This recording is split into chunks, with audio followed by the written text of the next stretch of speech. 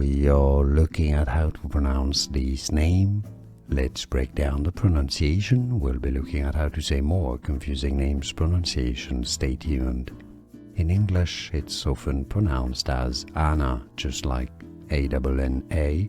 Now, this is more the Spanish form of the name Ana. In Spanish, it is said as Ana, Ana, Ana. It's easy. How do you say it? Let us know in the comments. Let everybody know so we know.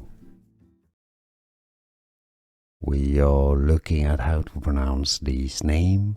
Let's break down the pronunciation. We'll be looking at how to say more confusing names pronunciation. Stay tuned. In English, it's often pronounced as Ana, just like A-N-N-A. Now, this is more the Spanish form of the name Ana. In Spanish, it is said as Ana, Ana, Ana. It's easy. How do you say it? Let us know in the comments. Let everybody know so we know. Here are more videos on how to pronounce more confusing words and names too many mispronounced. Like this video if you found it useful. I appreciate your support. I'll see you soon and thanks for watching.